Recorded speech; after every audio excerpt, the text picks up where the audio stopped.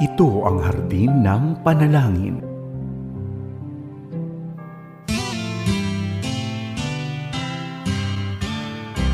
May harding mapananalanginan, doon si Jesus naghihintay.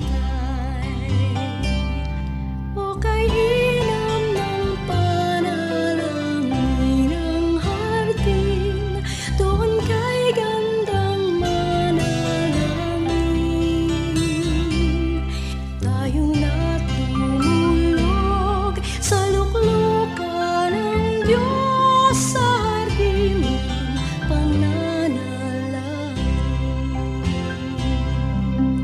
O kay sarap ng lumalang. Thank God, it's Saturday, kaagapay. Mapagpalang Sabado sa iyo. Kumusta ang pagkilos ng Diyos sa iyong buhay ngayong week? Pasalamatan natin siya sa isa na namang opportunity para manalangin. Ito ang iyong hardinero tuwing Biyernes hanggang Linggo.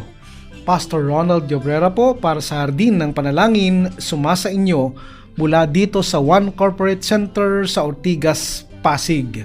Ako ang inyong nakakasama Fridays to Sundays sa 702 DZAS FEBC Radio TV Agapay ng Sambayanan. Napapakinggan din tayo sa Channel 185 ng Signal Cable sa tulong ng GCTV, sa Facebook Live at YouTube ng DZAS, ganun din kaagapay sa 702 DZAS app. Kaagapay, magsimula tayo sa araw na ito sa isang panalangin. Samahan mo ako. Panginoon, sa oras mong ito, kami ay lumalapit sa inyo na mayroong pagpapakumbaba upang ikaw ay patuloy na maitaas sa aming mga buhay. Lord, humihingi kami sa inyo ng paglilinis sa aming puso, anuman ang sitwasyon, anuman ang mga pinagdaanan namin itong mga nakaraang araw, Panginoon, patawarin niyo din kami sa aming mga nagawang mga kasalanan. Panginoon, maraming salamat. Pagindapatin niyo po kami sa aming paglapit sa inyo sa araw na ito at inilalapit ang bawat kaagapay namin, anumang kalagayan mayroon sila, anumang lugar o saan man sila naroroon, Panginoon, alam namin na kaya niyo pong abutin ang bawat isa. Pinagpipray namin, Panginoon, sa araw na ito ang aming mga kaagapay na nasa biyahe, ang pag-iingat po ninyo, ang aming kahilingan, Panginoon, para sa kanila. Ganon din, O Diyos, ang bawat kaagapay namin na nandoon sa loob ng kanilang tahanan, be the center of every family, Lord.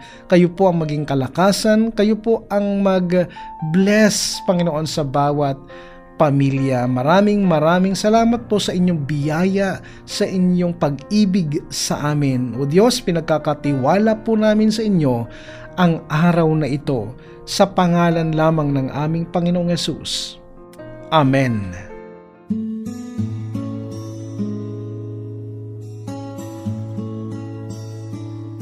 Napapakinggan mo pa rin ang programang Hardin ng Panalangin, Pastor Ronald Llobrera po ito. Upang mas maging mabiyaya ang ating prayer time kaagapay, maaari mong i-comment ang iyong mga kahilingang panalangin sa ibaba. Gagawin natin ang ating makakaya upang maisama lahat yan sa ating panalangin mamaya. Kung sakali man kaagapay na sinagot na rin ng Panginoon ang inyong mga panalangin, pasalamatan din natin siya. Mag-comment po kayo at ipadala ang ating Thanksgiving comment para sa ating mga panalangin na tinugon ng Panginoon. At doon sa mga kaagapay natin na hindi na po mabasa lahat ang inyong mga ipinapadalang mensahe o kahilingang panalangin, sa mga ibang pagkakataon, and even in our personal devotional time, ay aming ilalapit yan sa Panginoon. At alam din natin na naaabot ng Lord ang ating mga kahilingang panalangin at balang araw or sa mga susunod na araw, tutugunin ng Diyos yan mula sa kanyang mabiyayang puso at kalooban according to His perfect will. Maraming salamat sa Panginoon at kasama kita ngayon. At para sa ating pag-aaral ng salita ng Diyos, kaagapay, halika, samahan mo ako. Pagbulay-bulayan natin ang salita ng Diyos. Ang ating mga tinatalakay ay yung mga hakbang na dapat nating gawin bilang mga mananampalataya. First step o unang hakbang ay ang faith. Second step, virtue. Third step, knowledge. Fourth step, self-control. Ang pang-apat na hakbang sa ating paglago bilang mga mananampalataya o bilang mga alagad ng Panginoon ay ang pagkakaroon ng pagpipigil sa sarili. May 4 na antas or 4 levels ang pagpipigil sa sarili na dapat nating isagawa sa ating buhay. Una, pagtanggi sa mga hilig ng katawan alang-alang sa spiritual na bagay. Pangalawa, pagtanggi sa mga karapat-dapat na ligaya sa buhay alang-alang sa pagsasanay bilang alagad o ministeryo. Pangatlo, kontrolado ng Espiritu Santo ang mga pagnanasa ng ating pagkatao sa katawan, damdamin at maging sa isipan. Ang mga di-Kristiyano ay may ganitong kasabihan. If it feels good, do it. Basta nagbibigay sa iyo ng sarap, sige, gawin mo. Ganyan ang buhay na walang self-control. Sila ay pinaghaharian ng kanilang mga pita ng laman.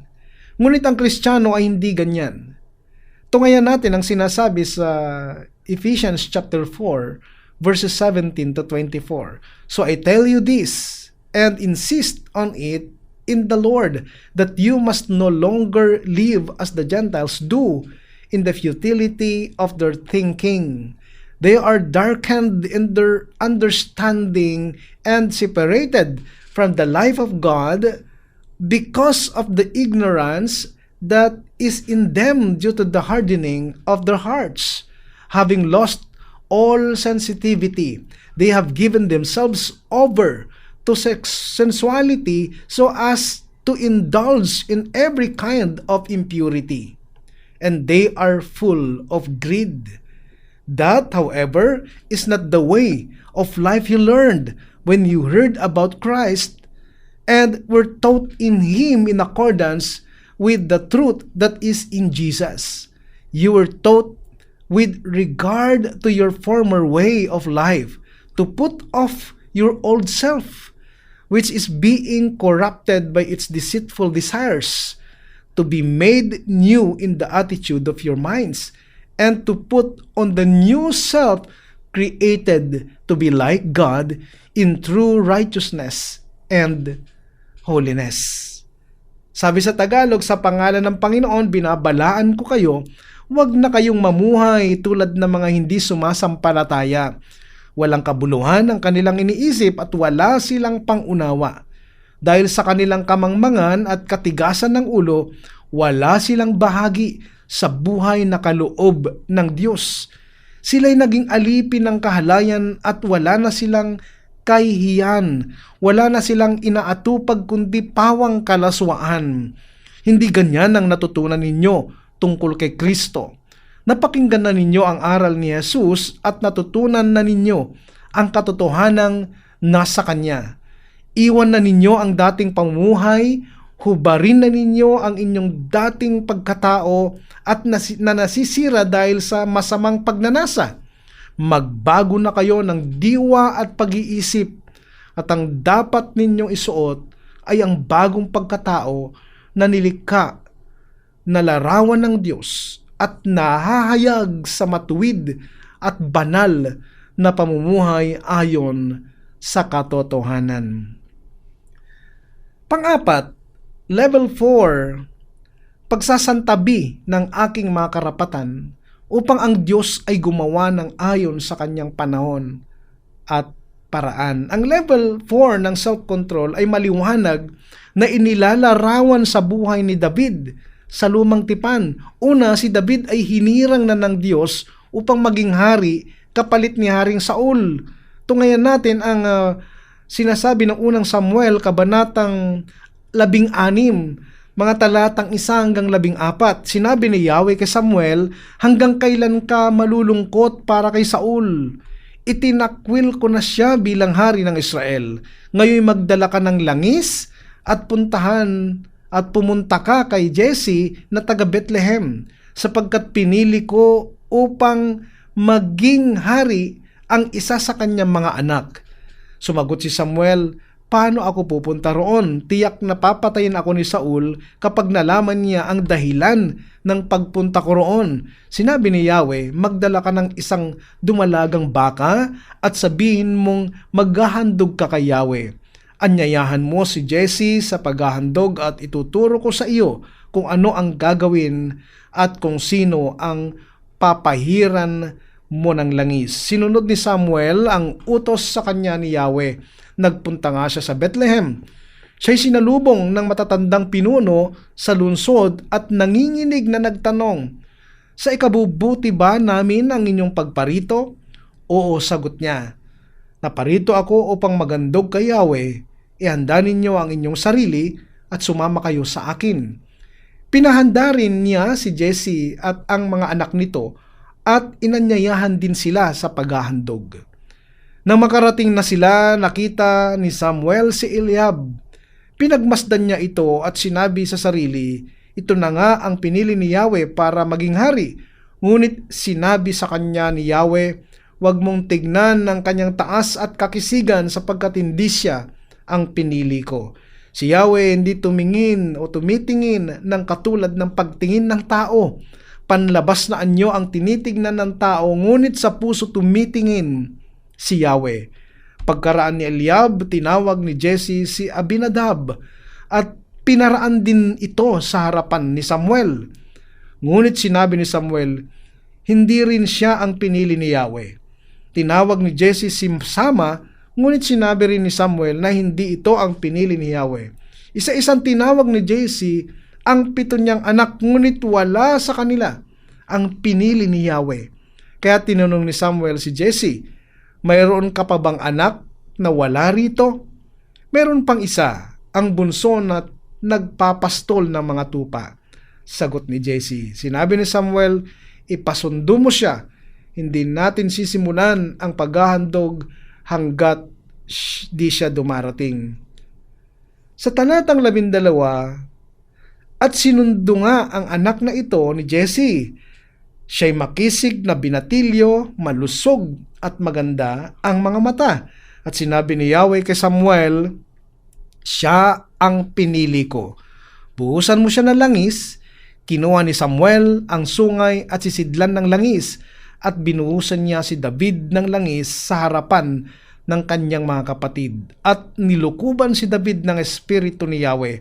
Mula noon sumakanya na ang espiritu ni Yahweh. Pagkatapos si Samuel ay bumalik naman sa Rama. Kaagapay, inilipat na ng Diyos ang lahat ng karapatan bilang hari kay David noong pinahiran siya ng langis ni Propeta Samuel. Pangalawa, sa halip, patuloy pa ring naghari si Saul at sinikap pa niyang patayin si David upang wag matuloy ang plano ng Diyos na maging hari si David. Pangatlo, habang tinutugis ni Haring Saul si David, nagkaroon ng 2 pagkakataon na maaari na niyang patayin si Haring Saul. At sa ganoon na paraan ay makukuha na niya ang trono na sa totoo lang ay karapatan niyang angkinin. Ngunit ano ang ginawa ni David? Nagkaroon siya ng self-control. Isinantabi niya ang kanyang karapatan bilang kapalit ni Haring Saul. Sa halip, hinintay niya na ang Diyos mismo ang magsasakatuparan ng kanyang plano sa buhay ni David. Alam mo kaagapay, ito po ang sinasabi sa unang Samuel, kabanatang 24 sa mga talatang 1-7. Nang magbalik si Saul mula sa pagtugis sa mga Filisteo, may nagsabi sa kanyang si David ay nasa ilang ng Engedi. Kaya kumuha siya ng 3,000 mahuhusay na kawal mula sa Israel at isinama ang mga ito sa paghahanap kay David sa kaburulan ng maiilap na kambing. Nang matapat sila sa isang kulungan ng tupa Sa tabi ng daan, dumumi si Saul sa loob ng kuweba. Sa tapat na mga kulungan ng tupa, nagkataon namang si David at ang kanyang mga tauhan ay nagtatago sa loob ng kuwebang iyon. Sinabi kay David ng kanyang mga tauhan, ito na ang katuparan ng sinabi ni Yahweh. Ibibigay ko sa iyo ang iyong kaaway at maaari mong gawin sa kanya ang gusto mo. Dahan-dahang lumapit si David at pinutol ang laylayan ng kasuotan ni Saul. Na magawa niya ito, inusig siya ng kanyang budhi sapagkat para niyang nilapastangan ang hari. Sinabi niya sa kanyang mga tauhan, huwag nawang itulot ni Yahweh na gawan ko ng masama ang hari na kanyang hinirang. Pinakiusapan ni David ang kanyang mga kasama na huwag saktan si Saul. Tumayo na si Saul at umalis. Pang-apat, tingnan natin, sa takdang panahon ng Diyos, naalis si Saul sa paghahari at iniluklok ng Diyos si David bilang hari. Ano makikita natin dito, kaagapay? Sa mga panahon na yung bugso ng damdamin ay nandun na para bang gusto na niyang manakit, no? Itong si David. Pero naghari sa kanya ang self-control. At nangusap ang Diyos sa kanya sa mga panahong ito. Alam nyo, pag mayroon kang self-control, pagpipigil sa sarili, isang sign yan na nangungusap sa iyo ang Panginoon na huwag gagawin ang mga bagay na ikasasama mo rin. So ito'y napakagandang halimbawa na ginawa ni David sa kanyang panahon na siya ay magpigil. At sa takdang panahon, itinakda rin siya ng Diyos bilang isang dakilang hari. He was not the first king of Israel, but he was a great king of Israel. Sa Diyos ang papuri.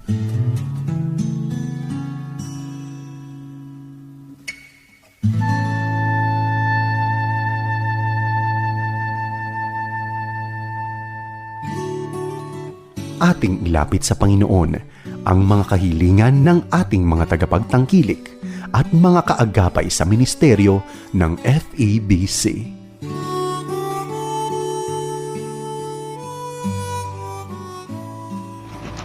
Pastor June Laksamana ng Jesus Loves You Christian Fellowship, Parañaque City.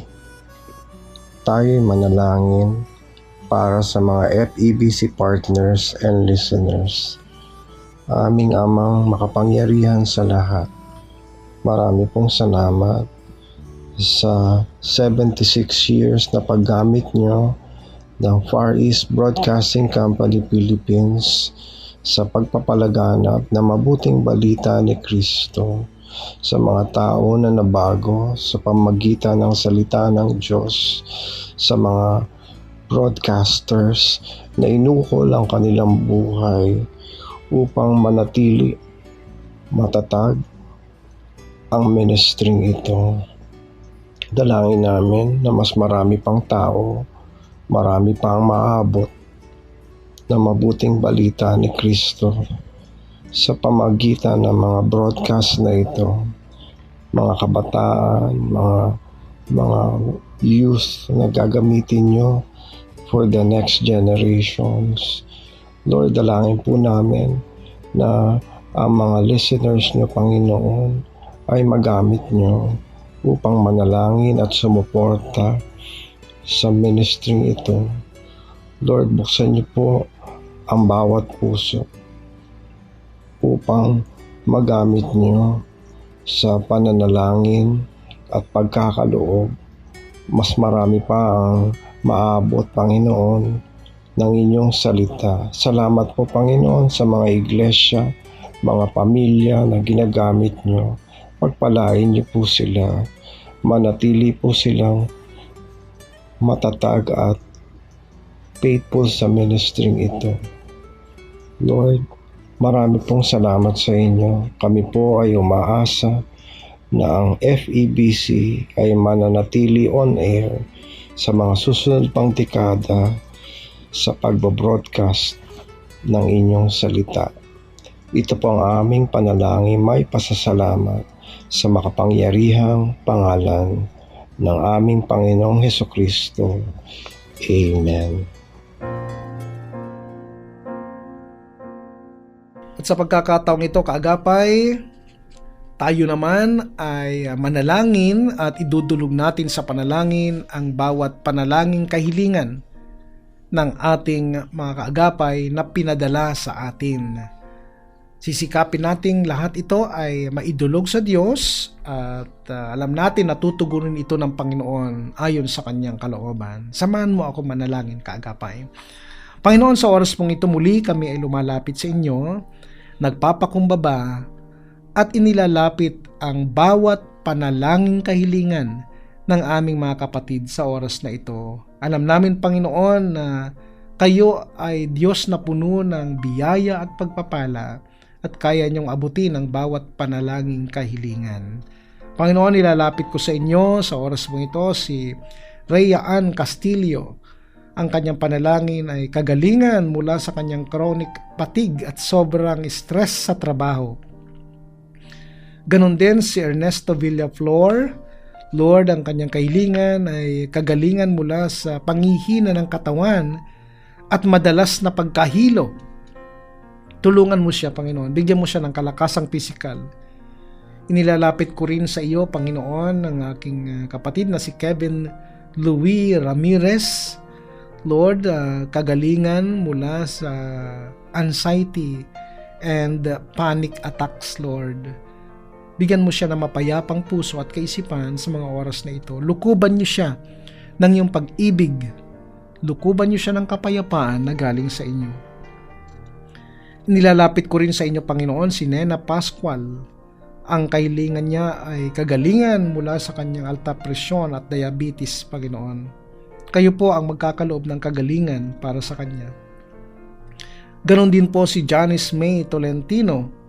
Lord, healing from her migraine and insomnia.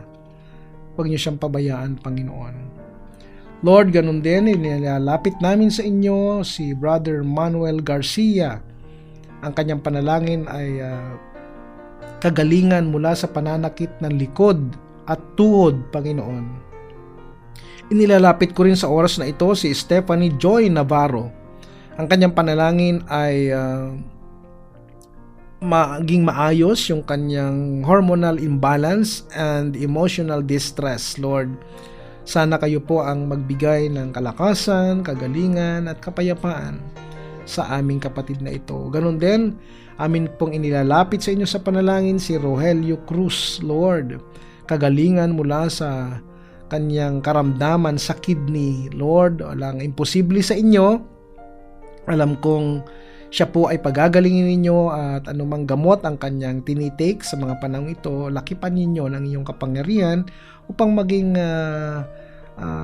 maayos ang epekto nito sa kagalingan ni Rogelio Cruz, Lord. Ganon din si Eliza Faith Romero, Lord, isang teenager na bata. Lord, ang aming panalangin para sa kanya ay paggaling mula sa kanyang sakit na allergies at mababang self-esteem.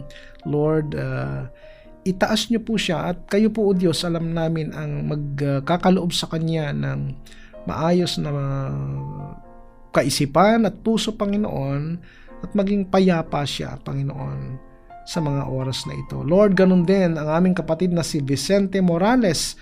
Ang aming panalangin sa kanya, Panginoon, ay malampasan niya, Panginoon, ang kanyang over-fatigue and dizziness, Lord. Alam ko po, Panginoon, na sa mga panahon ito, marami pong nagkakasakit, marami pong napapagod, at kayo magbibigay ng kapahingaan at kagalingan sa kanila. Patuloy nilalapit ko sa iyo, Panginoon, ang aming kapatid na si Sister Ana Tutel at ang kanyang buong pamilya, ang buong Tutel family. Diyan po sa Middle East, Lord, samahan niyo sila lagi at huwag niyo silang pabayaan. Akin din nilalapit, Panginoon, sa inyo ang aming kapatid na si Brother Engineer Romeo David and the whole David family. Ingatan niyo po sila sa kanilang biyahe diyan po sa Japan. Ano man ang kanilang sitwasyon ngayon, ingatan niyo po sila at huwag niyo silang pabayaan, lalo na po sa kanilang kalusugan, Panginoon. Maraming salamat po. Akin din po inilalapit sa inyo sa oras na ito, aking kapatid na Mary Ann Cruz and the whole Cruz family, Panginoon. Pagpalain niyo po sila. Nilalapit ko rin ang Castro family sa pangunguna po ni Cesar Castro and his wife Eden Castro at ang kanilang mga anak, Panginoon. I-bless niyo po ang buong pamilyang ito at ingatan niyo sila, Panginoon.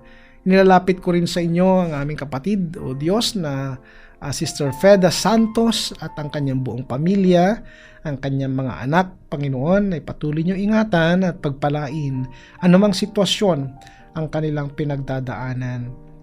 Ipinagpapasalamat ko rin, Panginoon, ang mga katugunan sa aming mga panalangin, ang mga kagalingan, Panginoon, na pinadaman nyo sa bawat kaagapay namin na humingi ng kagalingan ng mga nakaraan. Lord, maraming salamat. Alam namin, Panginoon, na galing sa inyo ang pagpapalang ito, pagpapala ng kagalingang pisikal na kailangan ng marami pong mga kaagapay namin na nagdadaan sa ganitong sitwasyon ng karamdaman. Maraming salamat po. Pinapupurihan namin kayo at dinadakila. Ito po ang aming panalangin na mayroong pasasalamat sa pangalan ng aming Panginoong Hesus. Amen.